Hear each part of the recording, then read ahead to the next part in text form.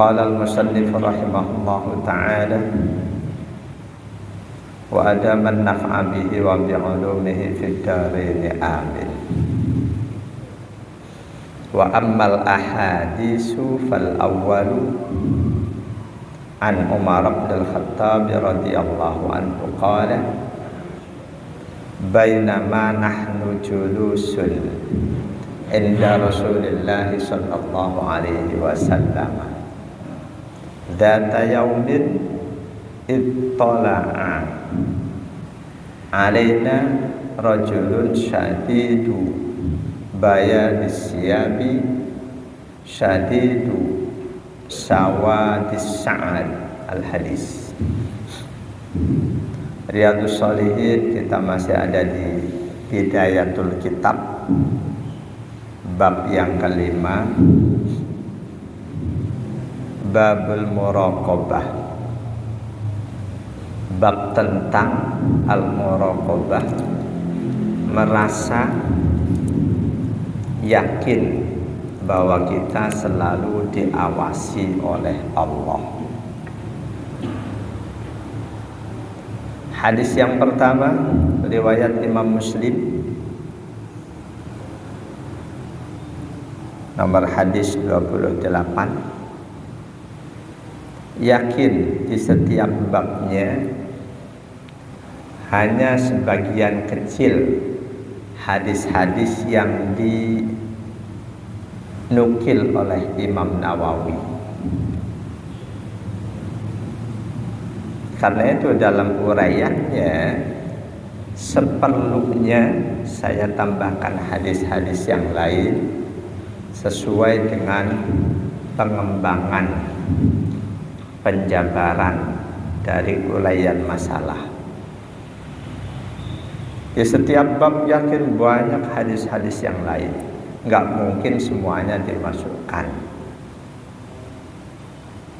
Hadis pertama di bab ini an Umar bin al-Khattab radhiyallahu anhu, dari sahabat sekaligus salah satu mertua Rasulullah sallallahu alaihi wasallam, Umar bin al-Khattab radhiyallahu anhu. Qala, beliau berkata, bainama, kalimat bainama dan baina punya makna menggambarkan kondisi tiba-tiba, al-mufaja'ah. Bainama nahnu julusun inda Rasulillah sallallahu alaihi wasallam dzata yaumin, suatu hari ketika kami sedang duduk-duduk santai bersama Rasulullah sallallahu alaihi wasallam, ittala'a alaina rajulun, tiba-tiba datang seseorang. Tiba-tiba datang seseorang. Sifat orang ini syadidu bayadis siyabi, pakaiannya sangat bersih dan putih. Syadidu sawadis sa'ari, rambutnya sangat hitam. Ini orang yang baru datang di tengah Rasul sedang duduk-duduk bersama para sahabat, orang yang tidak dikenal oleh para sahabat Nabi. Keanehan orang ini, la yura alai asarus safari, enggak ada bekas tapak kakinya. Padahal jalanan saat itu pasir, siapapun lewat melangkah ada bekasnya. Tapi orang ini enggak ada bekas tapak kakinya. Ditegaskan oleh sahabat Umar bin Khattab, wala ya'rifu minna ahadun, di antara kami sahabat Nabi enggak ada satupun yang kenal ini orang siapa. Tapi pertama datang tampilannya sangat memikat, pakaiannya putih bersih, rambutnya hitam, boleh jadi klimis.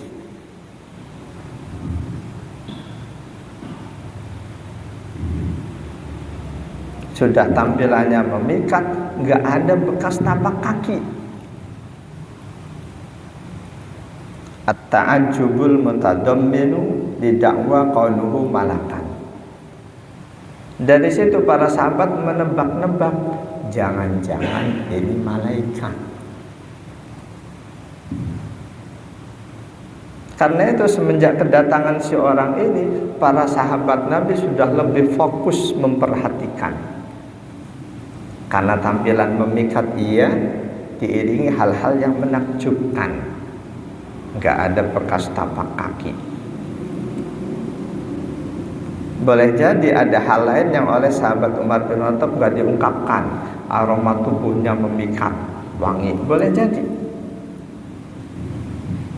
Karena pada masa itu aroma wangi di kalangan sahabat sesuatu yang biasa.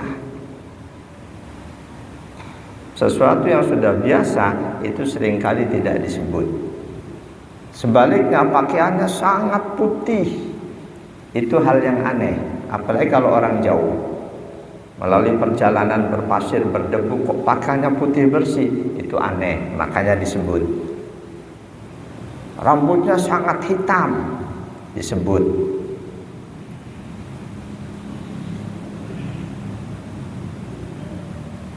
Jadi mereka, para sahabat Nabi, menyadari ada seseorang datang, orang yang tidak mereka kenal, tapi tampilannya memikat, ditambah adanya hal-hal yang menakjubkan, mereka menduga-duga jangan-jangan ini malaikat. Untuk menebak ini orang asing, orang jauh, itu sangat jauh kemungkinannya.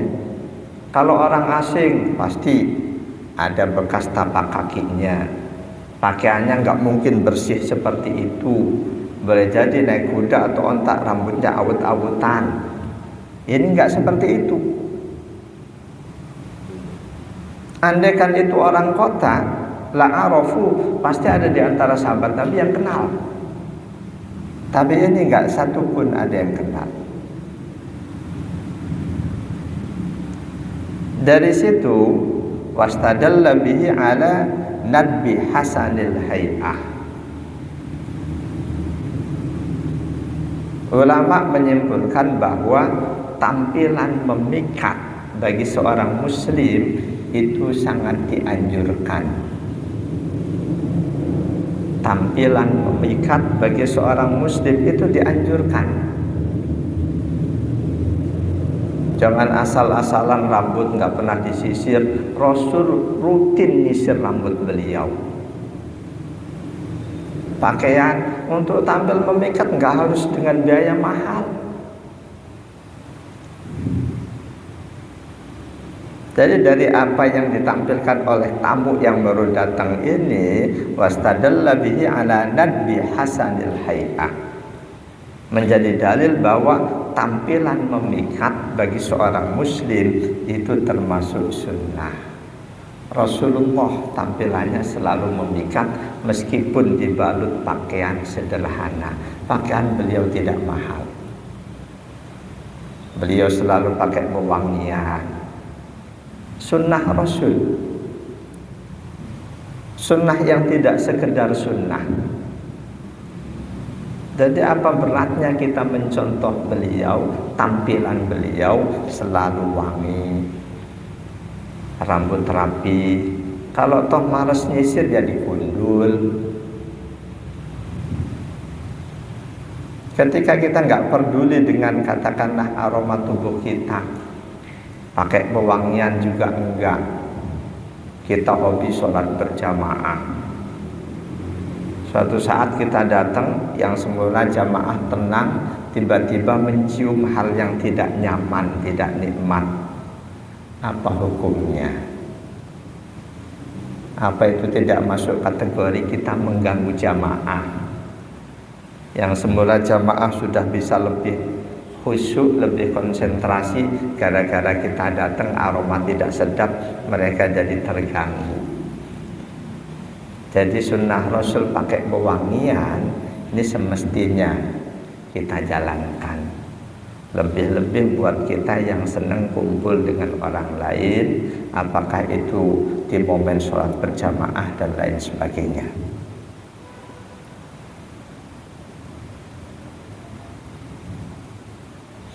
Sebagian ulama yang demen meneliti hal-hal kecil, al-muhaqqiqin, mereka berkata, tulu'u kadzalika yuqawwi makna qaulihim hasanul adabi fil dhahiri unwanu hasanil adabi fil batin.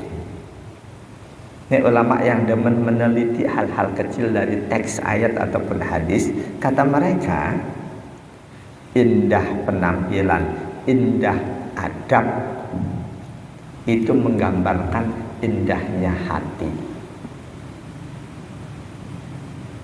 Indahnya perilaku menggambarkan indahnya hati. Orang yang sehari-hari perilakunya baik, yakin hatinya baik. Sehari-hari, bukan sesekali. Kalau sesekali baik boleh jadi itu pura-pura baik karena ada maksud, ada modus. Biasanya orang yang niat jahat kan begitu datang ke kita baik banget, bahasanya indah, ngomongnya cakep, ternyata punya tujuan buruk. Tapi orang yang sehari-hari perilakunya indah, itu gambaran hatinya pun indah. Karena itu kalau mau menilai batin seseorang, hatinya indah atau buruk, lihat kesehariannya. Kalau sehariannya dia perilakunya halus, tutur kata lembut, hatinya pun seperti itu. Jadi kata sebagian ulama al-muhaqqiqin, hasanul adabi fil dhahiri unwanu hasanil adabi fil batin. Indahnya perilaku seseorang itu alamat, tanda batinnya, hatinya pun indah.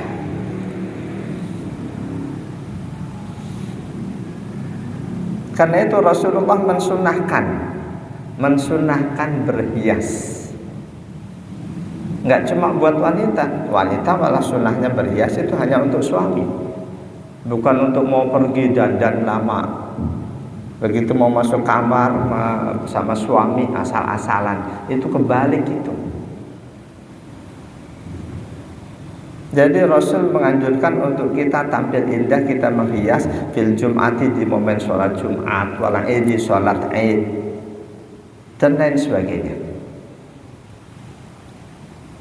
Bahkan di Al-Quran Al-A'raf ayat 31, A'udzubillahi minasyaitonir rajim, ya bani Adam khudhu zinatakum 'inda kulli masjidin wa kulu washrabu wa la tusrifu innahu la yuhibbul musrifin. Wahai manusia, ini perintah di ayat ini enggak hanya untuk orang Islam, tapi seluruh manusia. Wahai anak cucu Adam, khudhu zinatakum inda kulli masjid. Setiap kali kalian berangkat ke masjid, pakailah perhiasan kalian. Pakailah perhiasan kalian. Ayat ini diturunkan karena dulu ada sebagian muslimah yang kebangetan di masa Rasul. Ada sebab ayat ini diturunkan, diinformasikan oleh sahabat Abdullah bin Abbas. Kata beliau, kanatil mar'atu tatufu bil baiti wa hiya uryanatan. Dulu di awal Islam, sebelum ayat ini turun, kaum wanita kalau tawaf telanjang. Mereka sudah Islam, tawaf telanjang. Ini hadisnya sahih. Hadis sebab turunnya Al-A'raf ayat 31. Fataqulu, mereka kaum wanita itu berkata, may yu'irani titwafan taj'aluhu ala farjiha. Siapa yang mencela kami tawaf dengan cara seperti ini? Mereka bukan nggak punya pakaian, pakai pakaian begitu tawaf pakaiannya dibuka,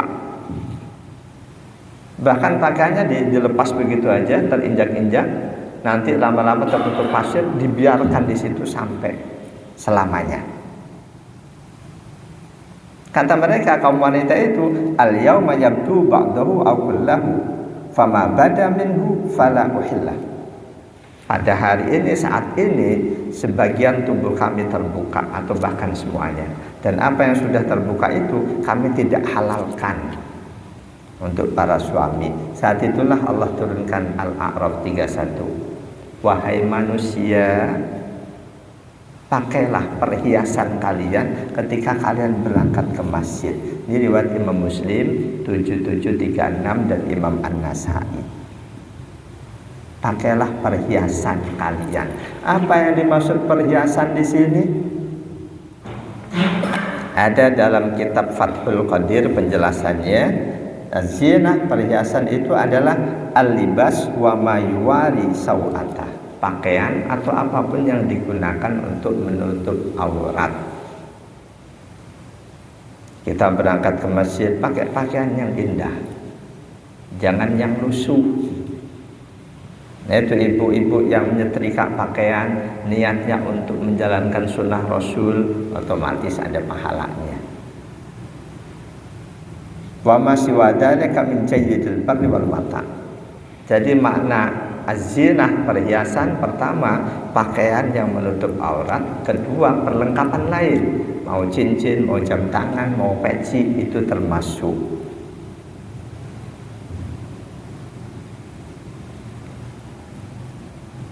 Jadi saat itu ketika sahabat Nabi bersama Rasul sedang duduk-duduk santai, tiba-tiba datang seorang tamu. Yang tamu itu tampilannya indah, pakaiannya sangat putih bersih, rambutnya hitam klimis, dan nggak ada bekas tapak kakinya. Tamu itu masuk hatta jalasa ilan Nabi sallallahu alaihi wasallam, langsung duduk berhadapan dengan Nabi. Sahabat Umar bin Khattab nggak kasih tahu apakah tamu itu ngucapin salam atau tidak, di teks hadisnya nggak ada.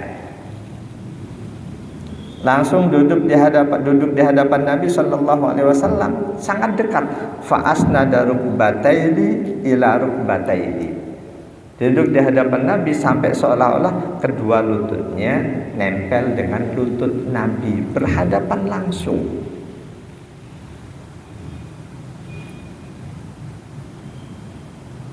Sikap seperti itu, hikmahnya itu akan menjadikan rasa kedekatan itu demikian terasa.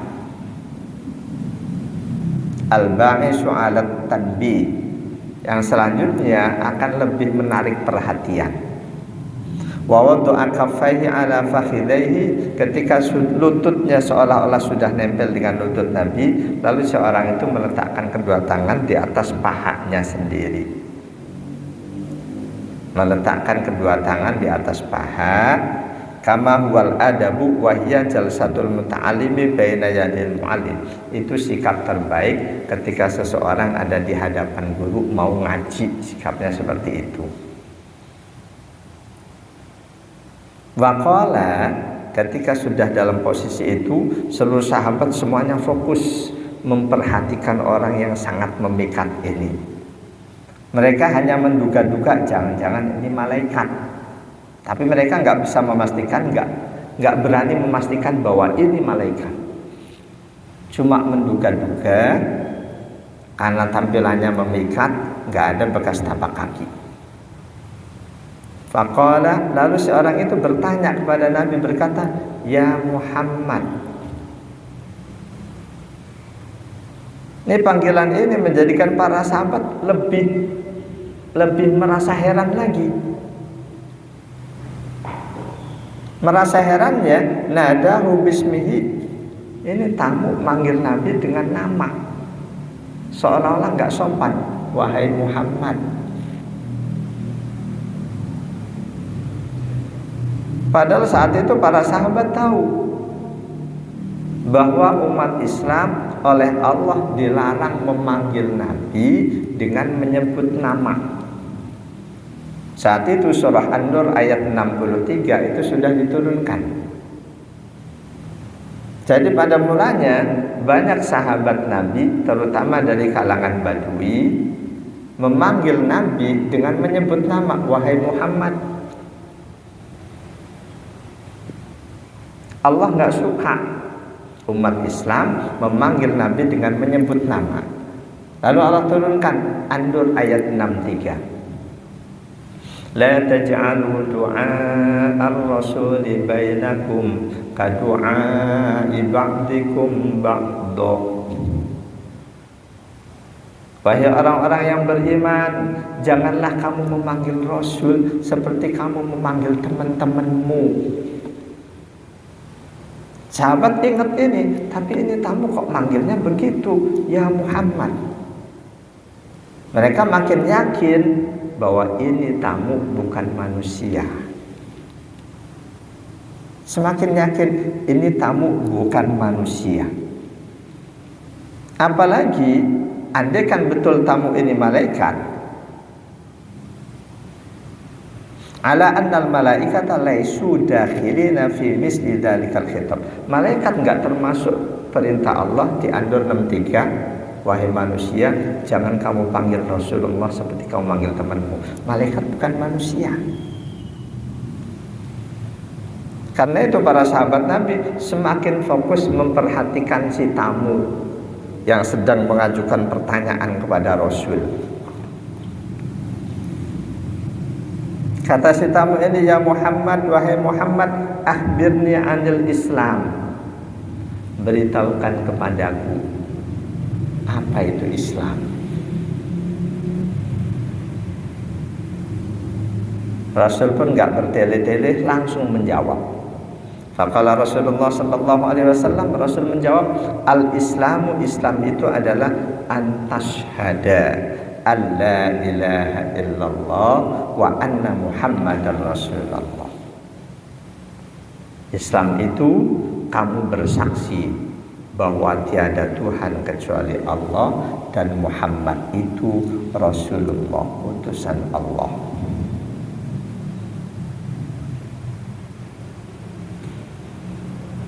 Yang dimaksud oleh Rasul kamu bersaksi ayyakula dzalika bilisanik, kamu ucapkan persaksianmu, asyhadu an la ilaha illallah wa anna Muhammadar Rasulullah, boleh wa asyhadu anna Muhammadar Rasulullah.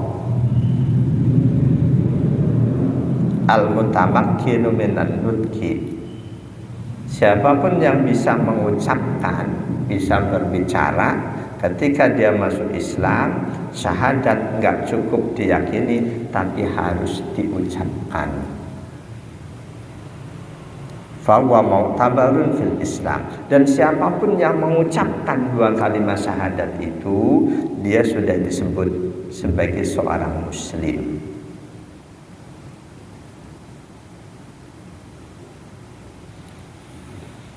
Bagaimana kalau meyakini kandungan makna syahadat tapi tidak ngucapin? Yakin banget Allah memang Tuhan, Muhammad memang Rasulullah, yakin, tapi mulutnya nggak ngucapin. Apakah dia sudah disebut muslim? Ada perbedaan pendapat.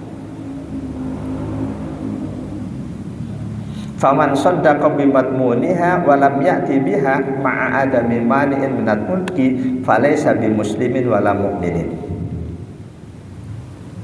Orang yang cuma meyakini kandungan makna dua kalimat syahadat, cuma yakin tapi tidak mengucapin syahadat itu, tidak mengikrarkan syahadat itu, padahal dia bisa bicara, maka dia tidak disebut muslim, juga tidak disebut mukmin.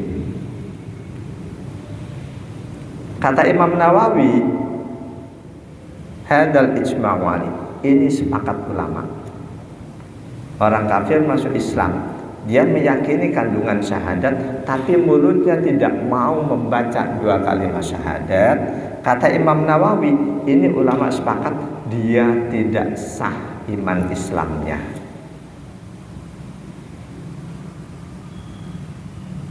Kata Imam Nawawi, ulama sepakat. Lakin haka ghairuhu qalan annahu mu'minun asin. Ada pandangan lain. Dia tetap sebagai mukmin, tapi mukmin yang meninggalkan satu perintah Allah, mukmin yang dosa. yang maksiat karena dia tidak mengucapkan kalimat syahadat itu perintah Allah.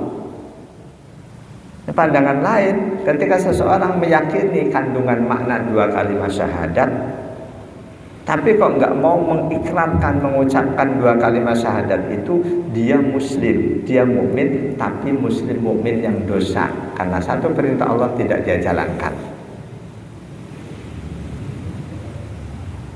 Dia meninggalkan perintah untuk mulutnya, lisannya membaca asyhadu an la ilaha illallah wa anna muhammadar rasulullah.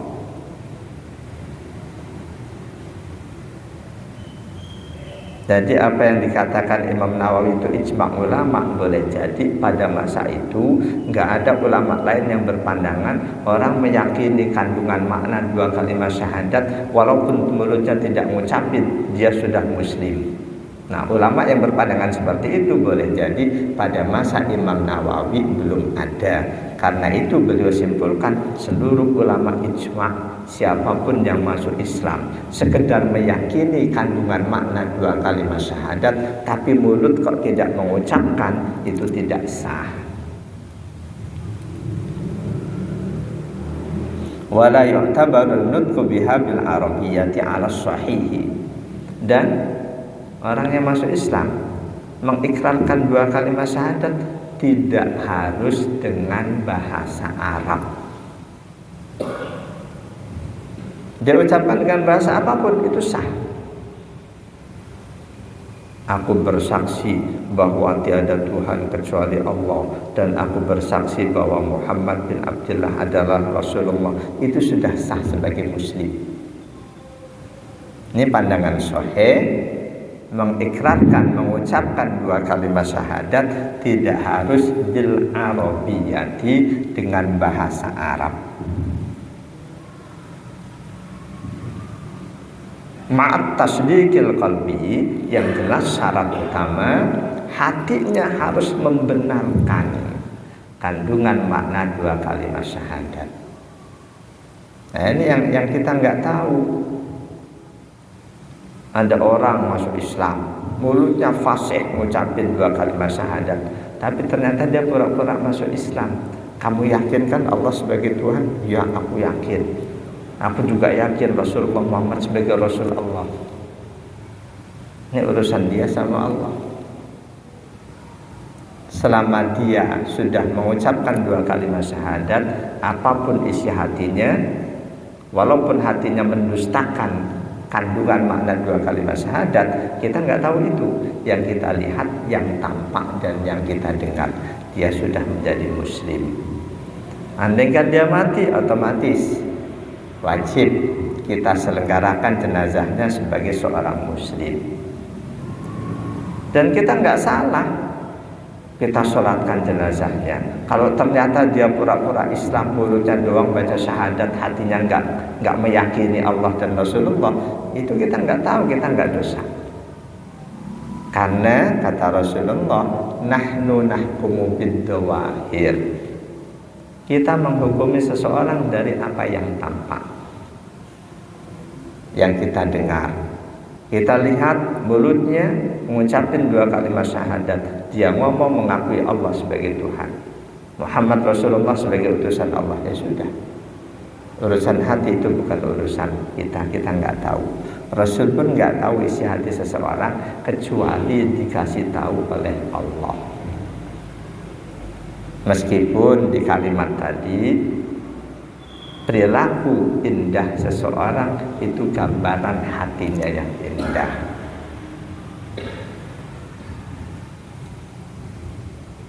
Jemaah dan Allah wa yakum ajma'in. Wa hukmul islami fid dhahiri yasbutu bis syahadataini. Hukum keislaman seseorang yang masuk Islam sabit, hukum itu tetap berlaku ketika dia mengucapkan dua kalimat syahadat. Dulu ada di Jakapermai di Jalan Sriwijaya, sudah meninggal. Mertuanya salah seorang teman. Kata si teman ini, sebetulnya mertua saya Pak Ustadz, dia itu hatinya meyakini ajaran Islam. Bahkan selama sakit dia sering minta pembantu untuk baca Quran di dekatnya. Tapi memang nggak pernah dia ucapkan 2 kalimat syahadat. Ketika sang mertua meninggal, saya mau takziah, namanya masih nama baptis. Terus ketika saya datang ke rumahnya, ada jemaat dari gereja mana sedang melaksanakan kebaktian. Ya udah, saya takziah niat untuk mensupport keluarga yang ditinggal. Anaknya sudah masuk Islam, suaminya karuan, termasuk yang aktif dulu membela membangun Masjid Al-Ihsan. Jadi urusan hati meyakini itu urusan dia sama Allah. Selama kita belum pernah mendengar dia mengikrarkan 2 kalimat syahadat, ya sudah, kita nggak sholat segala macam, nggak ada dosa. Jadi ketika seseorang sudah mengikrarkan 2 kalimat syahadat, diyakini dengan hati, meyakini kebenaran kandungan makna 2 kalimat syahadat, dia itu sudah menjadi muslim, sah keislamannya. Nah, semestinya prosesi mengislamkan seseorang itu jangan bertele-tele. Jangan bertele-tele semestinya. Jangan pakai ditanya, coba kamu testimoni kenapa kamu terpikat masuk Islam, itu urusan nanti. Begitu seseorang mau masuk Islam, langsung bimbing baca 2 kalimat syahadat. Ketika tuntas asyhadu an la ilaha illallah wa asyhadu anna muhammadar rasulullah, dia mati sudah sebagai muslim. Tapi kalau belum mengucapkan 2 kalimat syahadat, disuruh testimoni dulu, kenapa kamu terpikat pada Islam, ceritakan pada kami. Mati belum mengucapin 2 kalimat syahadat, belum jadi muslim. Banyak di YouTube video seseorang masuk Islam, prosesinya itu panjang macam-macam, belakangan baru syahadat. Itu salah. Nggak usah diajari macam-macam, nggak usah. Diajak dulu mengucapkan 2 kalimat syahadat. Setelah itu baru silahkan ajari kewajiban-kewajiban sebagai seorang muslim, harus apa, hal-hal haram yang harus ditinggalkan apa-apa. Itu yang lebih penting. Dan itu pernah saya praktekkan ketika saya diminta mengislamkan seseorang di Masjid At-Taubah, Jaga Sampurna. Wallahu a'lam bishawab. Subhanakallahumma wa bihamdika asyhadu an la ilaha illa anta astaghfiruka wa atubu ilaik.